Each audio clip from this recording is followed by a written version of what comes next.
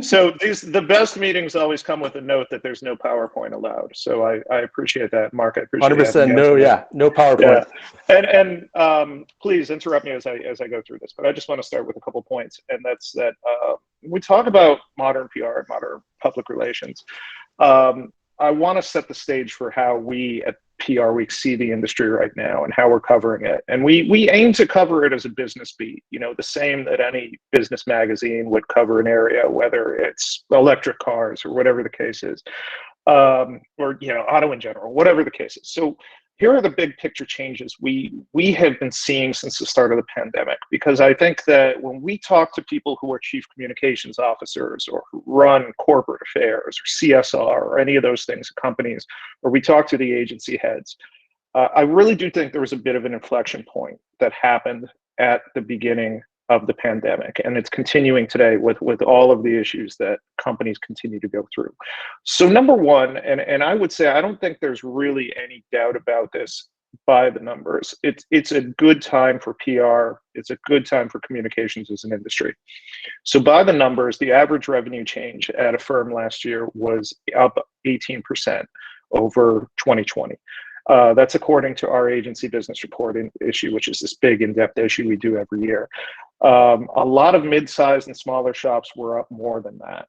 And now I know you're thinking, okay, well, that's up on a pandemic year with 2020, but those numbers were also up really significantly on 2019, which was the last pre-pandemic year.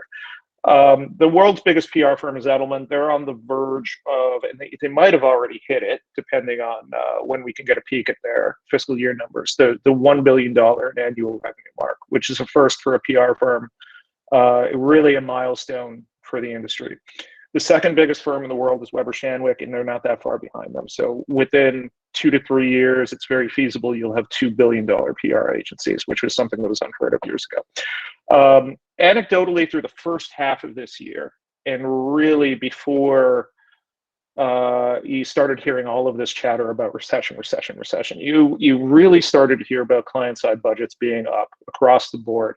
And that is to say that companies were investing more in their in-house communications, but also investing more in the agencies that were working with them. So budgets up across the board, and in the amount of people that they were able to hire and to bring on. So all of those are good things.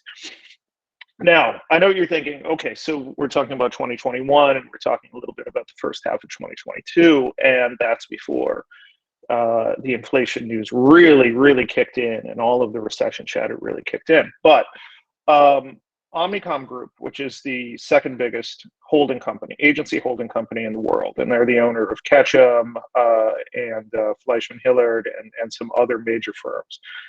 They put out their Q2 numbers yesterday, and there was really optimistic news about the PR firms and their performance in the second quarter, which was a quarter when the inflation problems were already really taking place, and where other economic issues were really on everybody's mind. And the PR firms were up 16% in the quarter, and that's really good because the creative shops were only up about 8% in the quarter. So that tells me that while there is some customer pullback on the broad consumer marketing, advertising, things like that, a lot of the PR services continue to really be in demand as we're in this next stage of the pandemic, or whatever stage of the pandemic we are right now. Now, the caveat to that is one of the other big holding companies, Interpublic Group, their numbers are out this week. So we're going to see if they post similar numbers, if their numbers are different, the trends are different, whatever the case is. So you probably think of what are the firms working on and what are the in-house departments working on. So we hear anecdotally all the time from the chief communications officers or people who have similar roles at companies that they're saying from the start of the pandemic through the pandemic, my job is more important than ever. And how do I know that? Because my CEO is asking me more questions than he or she ever asked me before. And they're asking me about new things. And so I'm responsible for a different type of counsel, more than just like, oh, how is this going to play in the media? And what is the media relations angle to this? They're asking them questions they've never heard before, and they're asking for what they talk about as more of like a McKinsey level counsel. So they might be asking them for advice on what is going to be the next impact from the war in Ukraine on my business? What further impacts are gas prices going to have? What is the further impact of inflation? They're approaching it from a bit of a different way in that these firms have media contacts all around the world, and so they are able to really get at what the reporters and the journalists are thinking in different regions, and that gives the CEOs at companies a different perspective.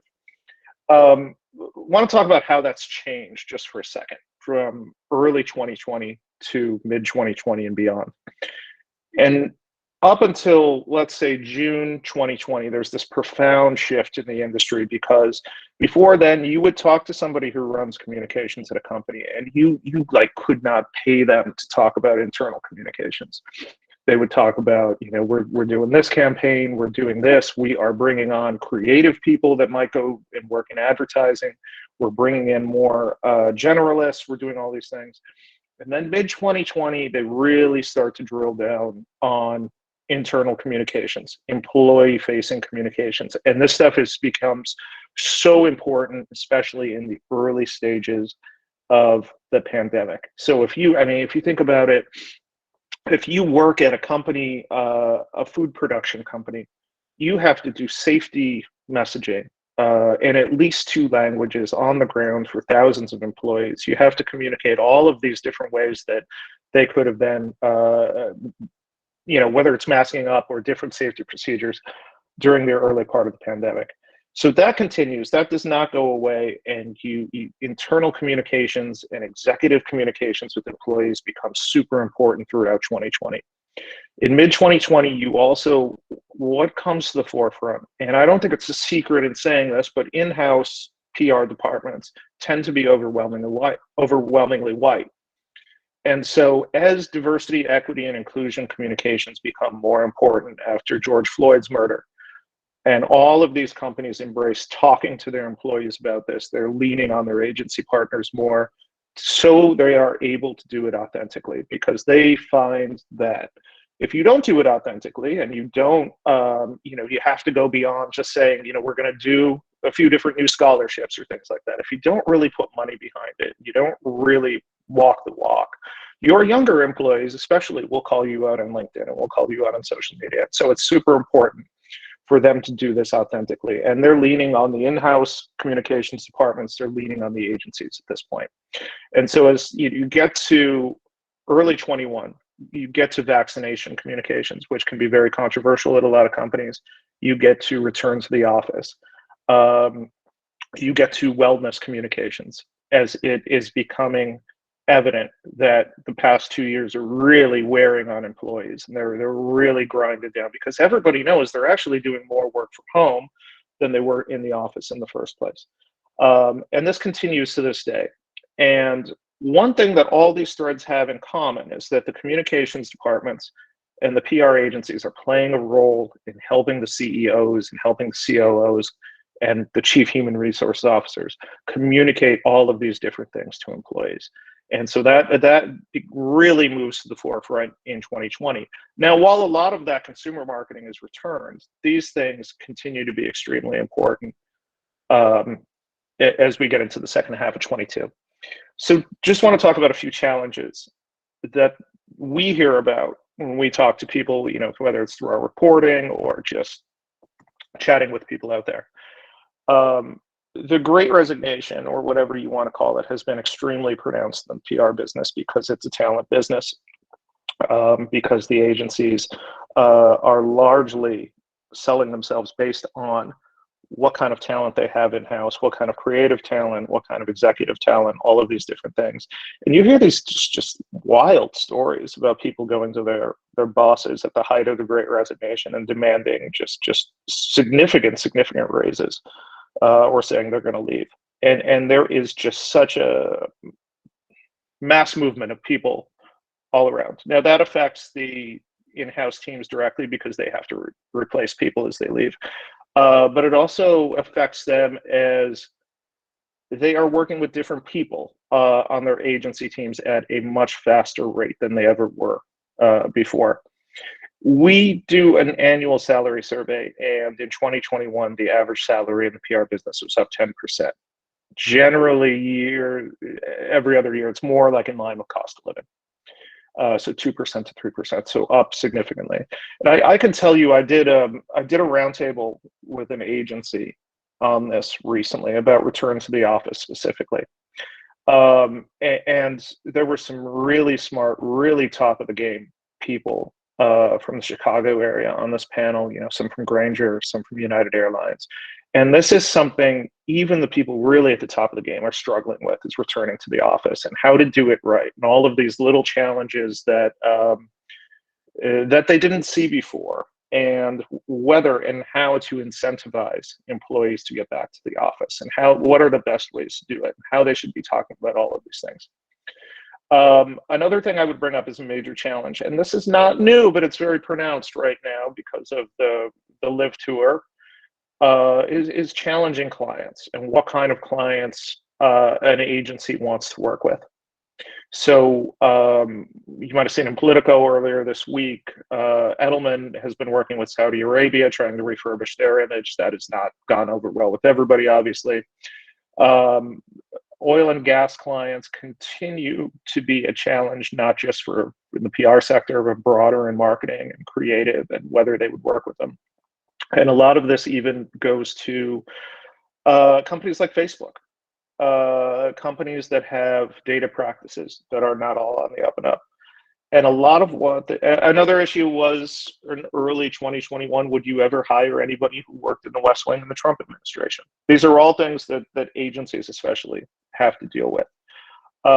One thing that we find this comes down to is what type of an agency it is and what their workforce is like. And if their workforce tends to be younger and more liberal, for lack of a better term in this case, so they may be more active in saying we don't want to work with this client. And during the Great Resignation period, that carries a lot of sway. So I would just close the points by saying that the thing that I think everybody should watch is just the divergence of influence. Now, we all know that news attention has been moving away from the major networks and the major cable networks, and the Times and the Post and the Journal for a number of years. That's not new, but now it's becoming even more and more just fractured. And who has influence with the younger generation, with Gen Z and the generation after that, is going to be really interesting. And I think for a lot of us who cover this space, you really get pause at the spread of disinformation during the pandemic, and the spread of election misinformation, and how quickly these things disseminated in the past few years. And it's really concerning. And you see news about, Facebook is actually taking personnel away from election integrity when they had a lot more people working on it in the last election. And so we're watching to see what are social networks going to do to combat this, because this is a brand safety issue. Brands advertise on social media, and they don't want their logo next to something that has a negative effect. What is TikTok going to be like? This is, what kind of reinforcement is Twitter going to do when whatever happens with Twitter happens over the next couple months? And you see Gen Z turning their more attention towards Discord and other types of social media. And so you see this real intensity picking up in terms of influence moving away from traditional sources. And I'll just leave you with this one last thing, and that's that if you want to really dive into one thing over the next year or two, I think it's TikTok. And there's a few different angles to this. Obviously, there's the regulatory environment in Washington, as this was a huge issue in the Trump administration, less so in the Biden administration, but recently a group of bipartisan senators have sent a letter to regulators asking them to look into whether the Chinese government has access to Americans' TikTok data, their use. Also keep an eye on how young people are turning into the app for news at record numbers. I think if you think back to late February and the opening days of the war in Ukraine, and some of those TikTok videos, you think of the one set to music by management, and there were others, but there are so many young people getting this news from TikTok as their primary news source. Reuters did a poll in which they found that Gen Zers using TikTok as their primary news source is up 5 times since 2020. So that's astronomical. And I was telling Mark earlier that I was having a conversation recently with the chief communications officer from his Fortune 10 company, and we were talking about what is the one big thing that he's watching and he's keeping an eye on in terms of how it affects him, how he does his job, what kind of advice he has to give to his boss. And he said, and it's TikTok related, he said he was paying attention to the Johnny Depp Amber Heard case and how influencers and big names on TikTok, whether they amplified moments from the trial or distorted things that Amber Heard said or did on TikTok that came from the trial. And he said that is one thing that every communications executive should be fully versed on, should have on their mind, because this is a matter of time until it's affecting mainstream brands. It's a matter of time until it's affecting companies. And companies, by and large right now, are not ready for it. It is a fully emerging thing. And so I would say that is the thing to really dive into over the next year or two, and really try to get your arms around, as difficult as that is. So back to you, Mark.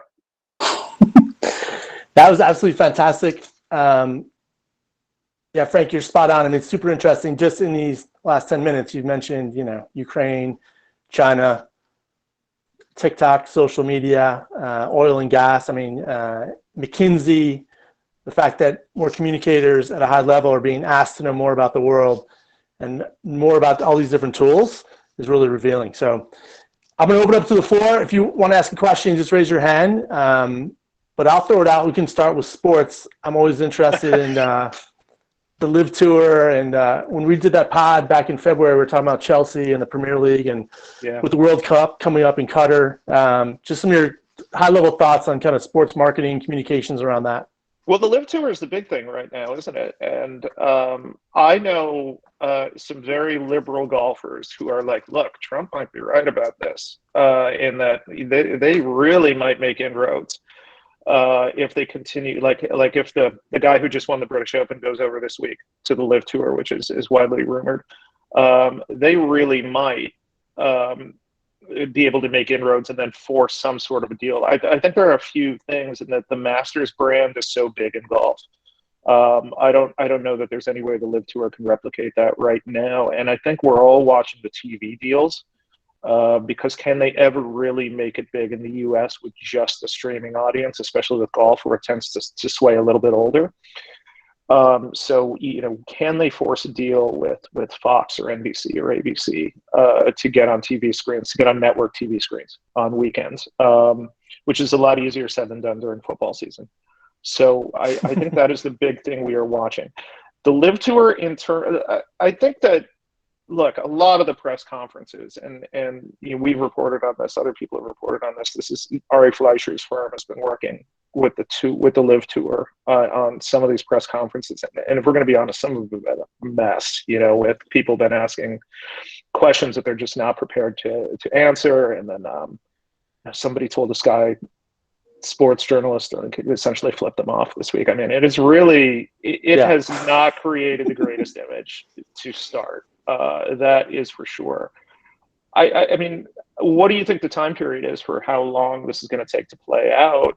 Maybe a year, 2, 3 years. I don't know, but they're not off to a great start image-wise, is what I would say. Hey, Brendan, what's your question? I have a pretty good idea where it might be, but go ahead.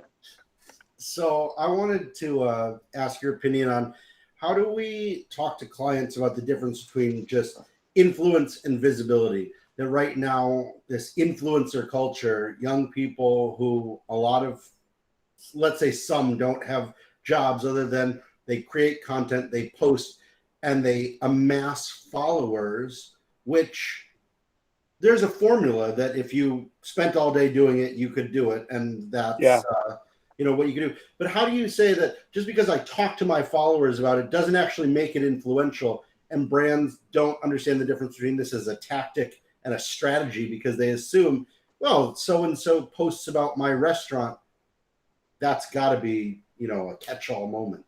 Yeah. So what I would say to that, and I have a few thoughts, and there's this one really funny thing happening right now, and that a lot of influencers no longer want to be referred to as influencers. Now they're creators, which is, whatever you want to make of that is what you make of that. So what I would say, and look, one of the knocks on PR as opposed to advertising and marketing is that it's hard to measure, right? We all know that. The question is if you can measure whether people are actually acting on what the influencers are saying, whether that is a local issue or a national issue. And I think if they are acting on it, and there's some evidence that they're acting on it, then I think you're going from visibility to influence. Really pushing the person, like almost the old call to action theory, really like pushing the person towards influence. And then that I think would make the difference between the two of them. Influencers are hard. Like when you talk to agency people, even some of the really best ones are like, look, influencers are still hard. There was this great Digiday article, and this is going back like 7-8 years, in which all across the marketing industries, nobody had any idea how much to pay influencers. They had no idea, and the influencers were taking full advantage and just sort of running up these exorbitant fees, and they were getting no ROI out of it. And it was just this crazy time. My sense is that they have their arms around this much more than they used to, but there's still a lot of questions. This is still an emerging field of how they work with influencers. But I think it comes down to the measurement, and the PR measurement tools are so much better than they used to be. And I think if you can measure whether people are actually acting on these people's advice, that makes a big difference. Well, and somebody used the phrase to me, influencers qualified as media, which I took exception to, because as someone who's held a press pass for a major network, yeah, and there's standards of ethics, there's standards of conduct, there's standards of editorial judgment. I don't think that posting on Instagram is the same as working at ABC News. I don't either. I don't think you'll ever convince me either. I don't either, and I'm with you on that. I think there's definitely a strategic use for a lot of these folks. I think they're definitely not journalists per se. And there's this whole other debate happening in media right now about the brand you work for versus your brand. And when are journal, a lot of this is Taylor Lorenz driven, but when are you bigger than working for the Washington Post and things like that, which the traditionalist in me is like, whoa, no. But it's a debate people are having out there right now. Hey, Brian, go ahead. Yeah, thanks a lot, Mark. So Frank, I'm wondering, just from your editorial perch, we've read a lot, in various articles about pressure upon organizations, businesses, even associations, that they have to take a stance on certain social issues. And I think the most consequential, perhaps recently, was the overturning of Roe v. Wade. And I'm wondering, if this is almost being accepted as conventional wisdom, that you must take a stand on that. With this one, it was one thing. I think it all started off, understandably, when George Floyd was murdered, and everything after that.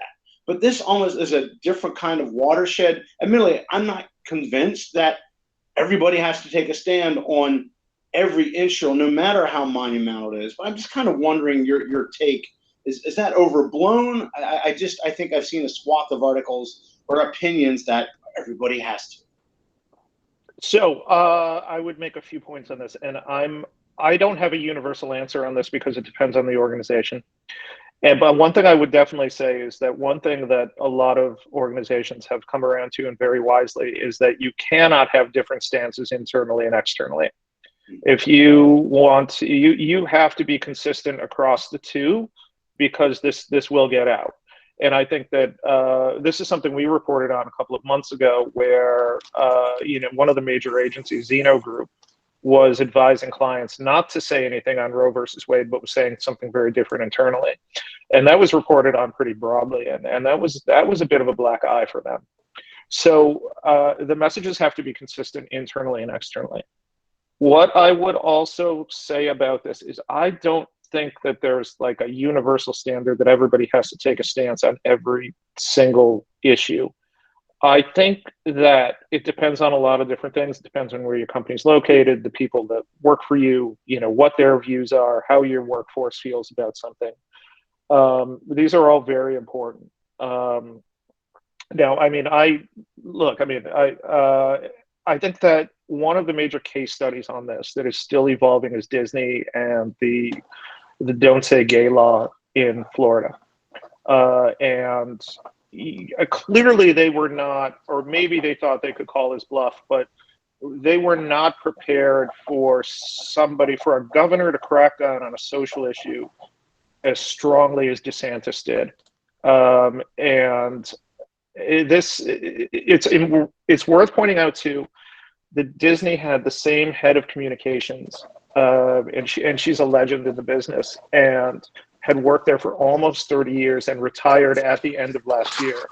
And they brought in Jeff Morrell, who was an expert oil and gas. I think he worked at BP and some other energy companies. And he was actually the Pentagon spokesman at one time. Like he's done real work, tough work, and they brought him in and he quickly resigned right after this, which shows that this did not work out the way that Disney wanted it to work out.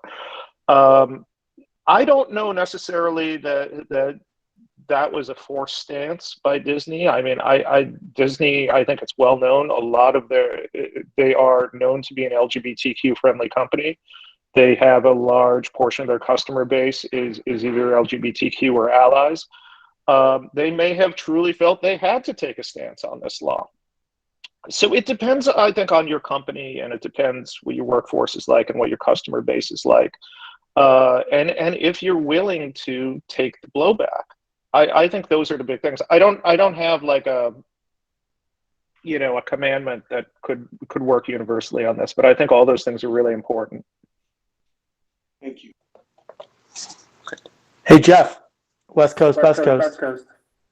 Always best. California, baby. Well, thanks, Frank. It was great to hear your insights. It was kind of interesting. My wife and I acquired a fitness studio franchise that's a coach-led group fitness studio. And the day of the decision, the Roe v. Wade decision, when it came down, literally someone who was signing up for a new membership asked the general manager of our studio, I need to know where the owners of the studio are on this issue before I confirm my new membership. To which my reply to our general manager was, please put him in touch with me and I will let him know I'm very offended by his question and that our fitness studio is a sanctuary for people. It's not a political debate hall. Funny thing is he never followed up, but did join. So I was really happy I never had to have that conversation. But we were making the choice to not go there, in any way, shape, or form. We own and operate a PR and marketing agency locally in Southern California. I'm sure you have a comment on that.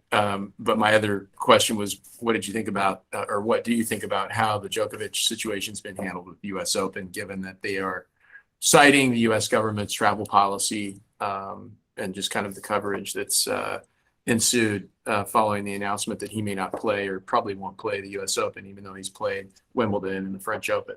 Taking it back to sports.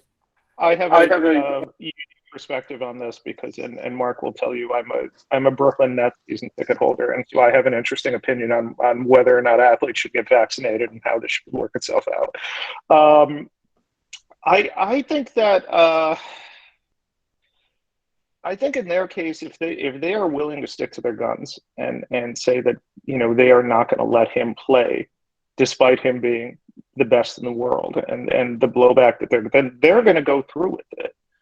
I think locality is important, and I think that going back and early 2020, New York was hit so hard by the pandemic, and the local politics of it were that de Blasio, our former mayor, and then Eric Adams, the current mayor, laid off a lot of city employees over this vaccination mandate, and that is why I think it was not as easy of a decision with the Nets. And let's be honest, like that decision may have never been changed about the vaccine mandate until it was revealed that there were a lot of players on both the Yankees and the Mets who were not vaccinated and who would not have been able to play on opening day. And I think that was a big influence there.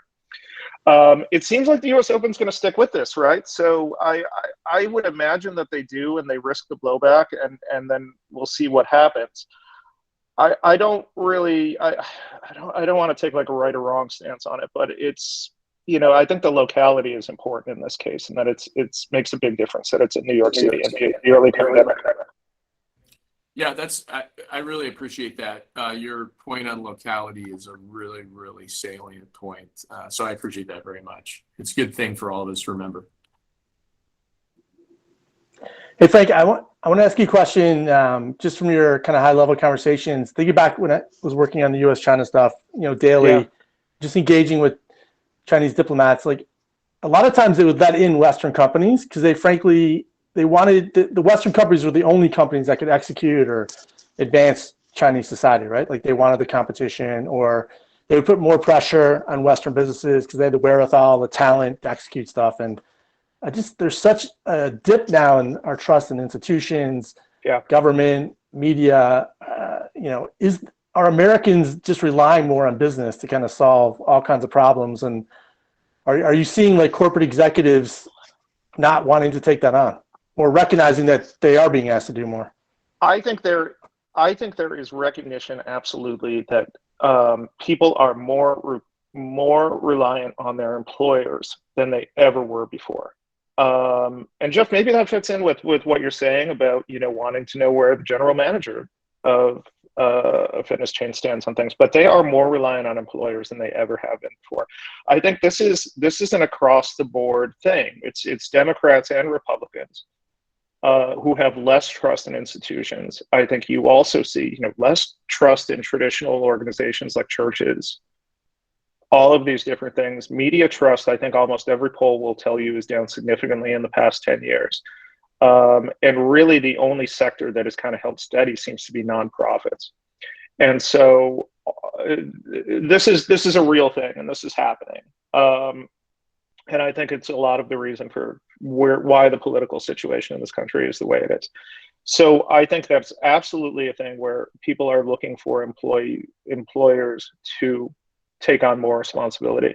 I think this has been a huge deal over the past year because there have been so much opportunity to change jobs and work from home all the time if that's what you want. And there are definitely more activist employees that want a company to, for instance, yes, Jeff, you're absolutely right on the trust barometer. Absolutely look to their employees, and maybe they want them to have a diversity committee. Maybe they want them to be doing a certain number of scholarships per year for kids from diverse backgrounds. Maybe they want them to be taking a stance in different ways. And a lot of it sometimes just comes down to the basic stuff of how they treat employees. I think if you look at a success story in this space has been Walmart. And I think if you go back to, 12, 15 years and how they had this horrible rep of how they treated employees before that is much less of a news story now than it used to be. And they've had a lot of success. And a lot of that is through business and through action and not necessarily through communications. But I think you're absolutely right that there is a move away from traditional institutions towards new things. And I think that employers are a big part of that. Greg Bunch, hopefully you're coming from us from the shores of Lake Michigan. Yeah, I'm looking at the lake right now from my I love porch. I was in my hammock, but it was too far from my router. Work from hammock. Maybe that's a new trend. Work from hammock. It's an awesome place. So, Frank, I teach at University of Chicago's Booth School of Business, and we're a global school. But what I observe is American executives and then American students, with some exceptions, are extremely weak at understanding geopolitics, geobusiness, unless they're in an industry where they have to do it all the time. But it's become like even right now, I've talked with several people. They do business in both Ukraine and Russia. They're trying to figure out, what do you do, right? Mm-hmm. How do you think about educating the business elite? I use that word on purpose. How do you think about educating the American business elite about thinking about geopolitics as it affects their business. You mentioned TikTok and you mentioned some other stuff. I think it's really important. I agree with you. And one thing that when we get new reporters, one thing I always tell them is you got to learn how to read a balance sheet. And you gotta, this has to be one of the first things on your list. You need to know, because look, when a company's doing earnings, they can't lie about it. They have to be truthful. It's illegal not to be. And so you get an insight into how a business is actually performing. So that's one thing I do. I would just say, I think, a lot of, and I say this as, with some adjunct experience, teaching in college. I mean, a lot of what folks are, it's very specialized. You're going to go into this business and this is what you need to know. And we media people are really guilty of this because we get taught to do a few things really fast and really well: how to report, how to edit, how to produce, and how to edit for TV. And you do tend to miss the broader picture. So, I mean, I think it's a situation across the board where we're teaching people how to do things very specifically, very well, and maybe not. I mean, you're always gonna. I'm sure when you're teaching, though, and I'm sure the folks on this call who do recruiting and who bring on new people, you always know when you get somebody applying for a job who is super curious and has a real great attitude and a spark in their eye about stuff. And even if we've run into cases where even if that person doesn't check all the boxes on like the requisite skill set, that gives them a leg up in a lot of cases, because they're going to do the extra work and they're interested, and that's a huge advantage to me. So I don't know. I wish I could fix what you're asking. I think a lot of the education is just very, very specific, and that's from my experience, and I think from my experience teaching too. All right, we're coming up on 40 minutes after the hour. Does anybody have one last question? Mark, I have one. Oh no, here we go. Trouble. Frank, thank you for this. It's been really helpful. I have a question around talent, kind of piggybacking off of that last question. With the changing role of the CCO, as you were talking about, I've been in both of those seats as in-house CCO and then also on the agency side. I've been arguing for corporate affairs to be the title for a while for a lot of CCO roles, because I think depending on the company, the way that's structured is much more of an accurate reflection of the responsibilities and kind of the future of the function going forward, especially with direct to the CEO. Are you seeing, with the changing needs for the kind of McKinsey type advisory role, are you seeing the right people and the right talent in place for that changing role? Is it changing the type of person that they're looking for those roles? I'm just kind of curious what you're seeing, since you talk to so many CCOs and probably the CEOs as well, as what they're looking for. Are you seeing a shift or a change in the types of people they're recruiting for those roles? I will give you what I think is a clever non-answer, in that I think they want, in a lot of cases, people with a lot of experience in the areas that there is. So when there's uncertainty, the thing they always tell us is, when there's uncertainty, even if the person doesn't know the answer, if you've been through a few foxholes with them before, you're more likely to get a good answer out of them. And so I think that's why you see these major companies like, I mentioned Disney before, and Walmart, Disney and Walmart, and I can think of a few with Microsoft, Google, who have had people who, if they haven't been at the same company for a long time, they've been in a lot of different companies from the same sector and really know this stuff well, and really, and not even necessarily like as a specialist, but just have so much experience with all of these different issues. So to really answer your question, I think that the title matters less to me, and to me, the measure of importance of where the top communications person at a company is who they report to. And we have always, advocated editorially that CCO, or whatever that role is, should report directly to the CEO, because they have unique insight that the CMO does not have, the chief marketing officer does not have necessarily.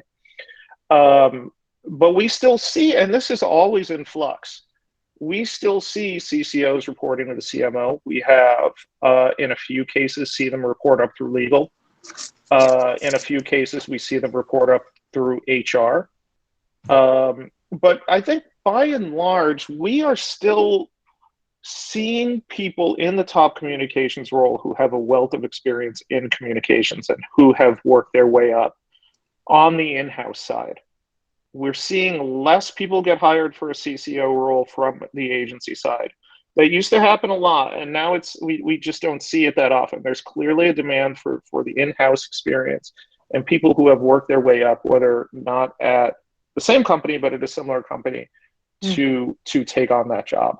But like I said, the thing we always look for is who do they report to. We have to, whenever we do a story about a top level communications hire, we always have to have it. I always tell a reporter, you always have to have it who they report to, because that really shows where communications ranks at a company.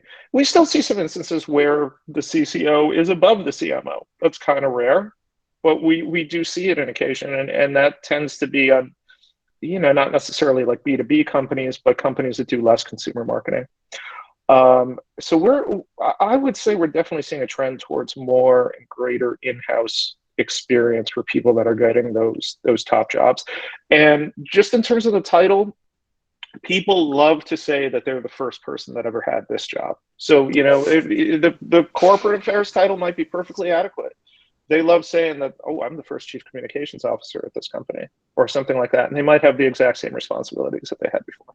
So, like I said, it's more about the reporting structure to us.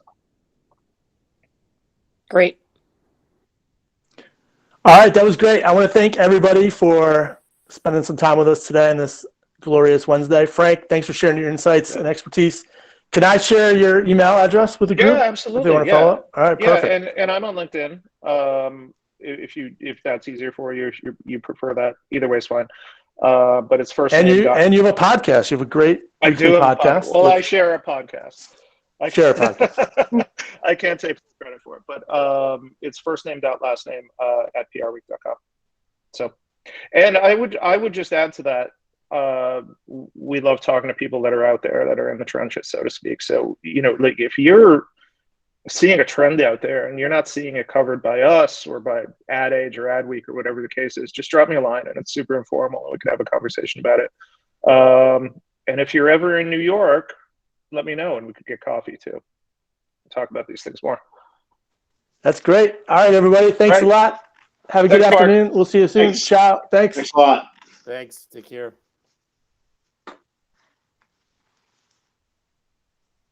Hey, Frank. Thanks a lot, man. All right. All good? What you want? That was great, man. Yeah, absolutely fantastic. Awesome. Thanks for making the time. No problem, man. Take care. Ciao. See you soon. Bye.